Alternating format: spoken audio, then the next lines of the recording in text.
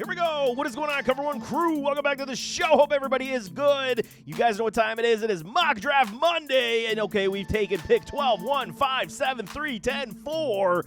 And now we're going to take pick number 6 right in the beefy part of the draft. And maybe I'll flip it a little bit. Maybe I'll go a little zero RB if I can stomach it, because I know, okay, all these drafts have been promoting a lot of wide receiver heavy drafts. I've been going running back heavy. Let's go pick 6, and let's try to go no running backs as long as humanly possible. So let's go into this draft room. Follow me. Let's roll. Y'all know the rules. It is 12-team, half PBR snake, 15 rounds, 2 minutes per pick, no kicker, no defense. Like I'm saying, let's go pick number 6 and see if we can go and stomach the fact of no running backs, at least for 5 rounds, let's just say. And we'll see what we can do here. We're passing up on Bijan. Okay, we're going to take Amon-Ra St. Brown. I'm going to do it. I'm telling y'all. I'm going to go against my better judgment of trying to draft running back, or running back wide receiver, because I love my running backs. Let's see what kind of team we can build without them. See, now we got Devontae. Even though I like Devontae, I don't like him in the second round because, again, okay, what are they going to do at the quarterback spot? Is Minshew going to be able to support it? I'm going to go with a little Chris Olave, CO2, my guy. I've only drafted CO2 once, so Amon-Ra St. Brown and Chris Olave to kick it off. No running backs, like I said.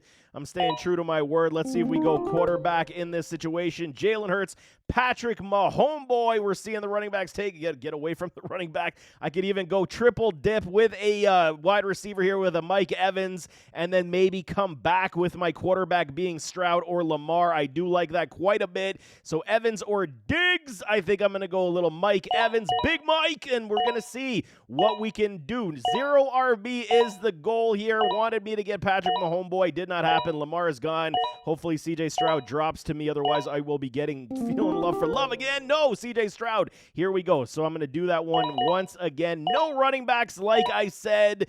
3 wideouts and a quarterback to kick off this draft. And now, okay, we're in the 5th round. I think it's time, unless we get a Trey McBride. If Trey McBride is there, he is gone. It is Kyle Pitts or a George Kittle. And now, okay, this is why a lot of people are saying, you see what I'm saying? You can go get Alvin Kamara as your number 1 back and then come back with somebody like a DeAndre Swift or Najee Harris. So you know what? I will go 0 RB until round 5, and I got myself Alvin Kamara as my number 1 running back.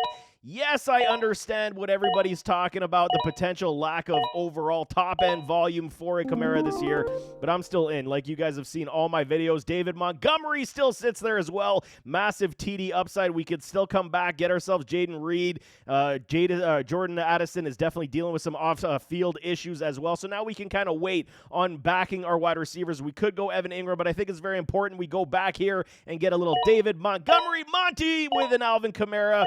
Not bad, man, when we're talking about how we can go 0 RB for the first 5 rounds and stack it up that way. I do not dislike it, and there's Evan Ingram. I get it. I've been waiting for my tight ends. Like you guys know, we still got Dallas Goedert down the board. I'm a huge Pat Freiermuth the Muth fan as well, but you know what? I can even say, can we go Tony Pollard potentially as well? Getting a 3rd one, Austin Eckler's down the board, so I'm going to stay true to my form and say, let's keep going with the 0 RB situation. We got a Calvin Ridley to stack it up, but you know what? Let's go with the PPR upside of an Evan Ingram at the tight end spot.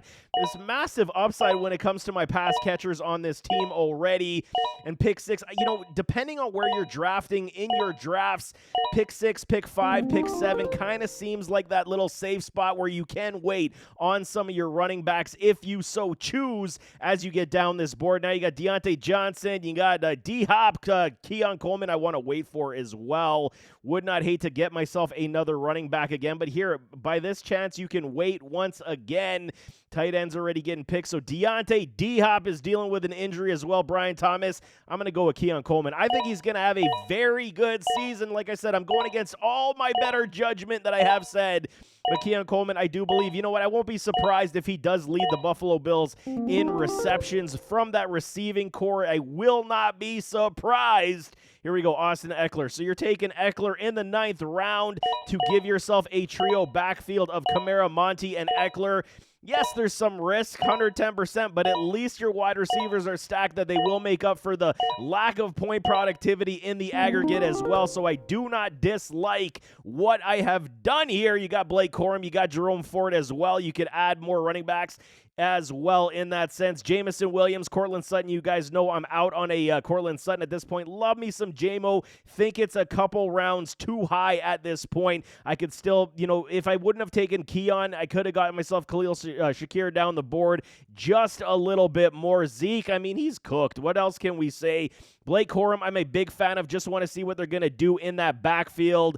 It's a little bit of a reach at 123 to go get myself. Romeo Dobbs sitting there as well. But you got to make up for some running back issues, okay? Jerome Ford likely going to see the top volume until a Nick Chubb does come back here, and rumor that his recovery is taking a little bit slower than a lot of people had anticipated. And I think that it's okay at this point to go with Ford. He'll give you at least up to, week number 6 of a good volume upside.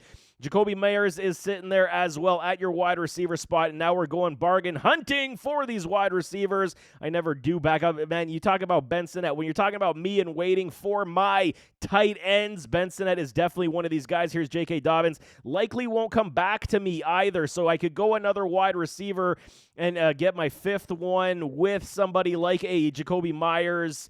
Not in on the Mike Williams trend. We got Shaheed, but I do like Palmer. I do like Gabe Davis down the board. I'm going to go with a J.K. Dobbins at this point. Like I said, no running backs early. Now you got to make up for it as you get down this board, and I don't dislike it. There's a lot of potential, but there is definitely a lot of risk that we're going to have to pay attention to. We'll get ourselves another wide receiver here. Myers or a Josh Palmer. I'm in on Palmer this year, even though I do like my Jacoby Meyers. I love what could potentially be with a Josh Palmer getting the top end volume from a Justin Herbie. And then we can come back and get ourselves some more wide receiver depth into talent position here.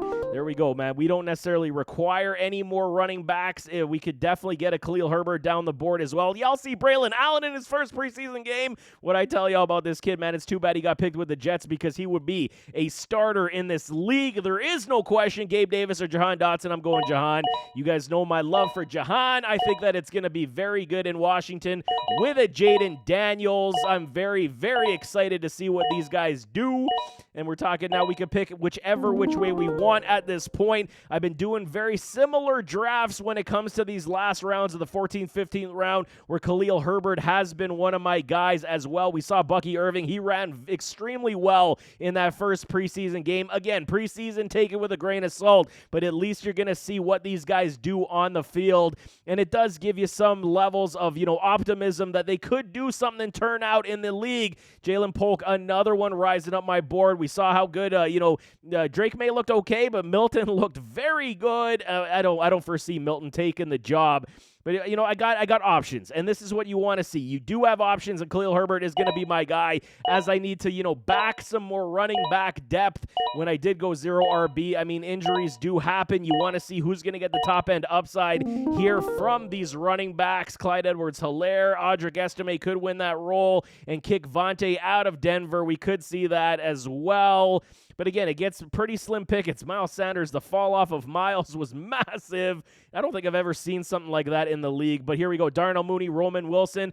Last pick, I'm okay with Roman Wilson as well. Yes, he's dealing with an injury also. While I am a big George Pickens supporter, someone's got to take the secondary touches. Like I said, it's probably going to be a Pat Freiermuth, but I don't dislike a Roman Wilson taking a shot in the last round of our draft. So as we go down this board, first round, we did go Amon-Ra St. Brown here at pick number 6. Followed it up with a Chris Olave CO2, my dude. And then we went Mike Evans. So I went true to my word, 0 running back until round number 5. I backed it all up with a C.J. Stroud. So Amon-Ra, Chris Olave, Mike Evans, and a C.J. Stroud to go as my quarterback and pass catchers. Followed it up with an Alvin Kamara and a David Montgomery. I don't dislike this team. I'm telling y'all right now, while I do like to have my top-end running back appeal back-to-back, I mean, I did stack, especially in half PPR leagues. This is a lot of receptions and potential touchdowns that are coming from my wide receivers. Evan Ingram, 100-plus receptions with the Jaguars last year. year. He's going to absolutely pay dividends once again this season. Taking a little bit of a risk on a Keon Coleman. Yes, it's going to take some time, but he's playing with my dude Josh Allen, so you know he's going to be getting his share of the targets. Is it going to be top end? We will see. And this draft class from these wide receivers is so abundant with top end talent, with the Marvin Harrison Jr., Rome Odunze, Malik Neighbors, who got injured, by the way, in practice on Sunday. So definitely something to watch out for. But Keon Coleman is being slept on in most circles that I see, just because, okay, he wasn't relegated as one of the top commodities to come out of this draft. Keon Coleman is the real deal, and I foresee him having a very big role with these Buffalo Bills. Austin Eckler, Jerome Ford, J.K. Dobbins from round 9, 10, and 11. Okay, I'm going for more depth at my running back spot, and I think I did very well in this regard as well. We'll see. It's going to be a split backfield when it comes to Washington. Highly likely Eckler and Brian Robinson, where Jerome Ford, you're likely going to have him from, week 1 to week 6, getting the heavy volume touches until we see Nick Chubb's recovery off the ACL injury. If Chubb has any setback, Jerome Ford should still be the lead back like we saw last season. They do have Mr. Strong in the backfield as well, so there will be split touches with Ford and Strong until Chubb is ready to go. And then J.K. Dobbins, right now they're listed with Gus Edwards as the 1A in this backfield. Getting him in the 11th round, it's such low risk rent. You can do it, and if he pops, it's a big thing. But I mean, again, it's a big risk with all the injuries that he has dealt with in his career. But if he does pop off, he could be one of the best,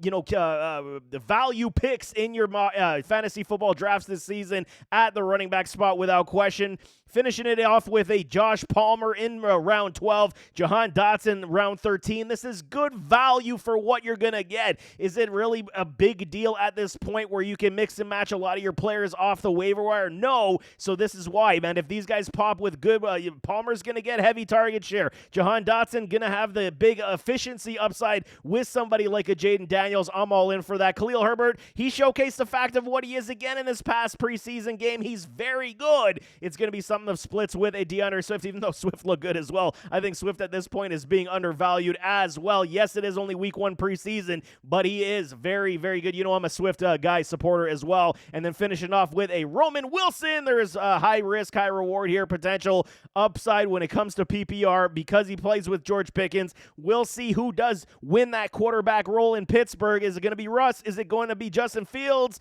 It's going to tell a big giant tale of who these wide receivers are what they're going to do this season, and I'm a big fan of a Roman Wilson as well. So there you have it. That is Mock Draft Monday with pick number 6, 0 running back. I don't know how long you guys go for 0 running back. I was getting a little anxious because I needed to get some. But, I mean, the team is very good. It's very solid, and it will be able to carry you with your wide receivers, your quarterback, and then the depth I did get at the running back spot to mix and matchup play. So if somebody did go down as well, then I'm probably hurting a little bit, would have to make a trade. If I lost somebody like a Monty or a Kamara, you're probably going to have to trade for a running back and ship out one of your wide receivers. But overall, if the team does stay healthy, going 0 RB in the middle of the drafts can work. I don't know so much about, the being at the top end or the back end of the drafts. You might struggle just a little bit to go 0 RB, but I do not hate this team. It is very good. But nevertheless, as always, don't forget to hit that like button, hit that subscribe button, jump in those comments, give me your thoughts. What do you think of this team? You in, you out? What would you change? Throw it in the comments. We could definitely talk it out, but we'll see you next time. I am out.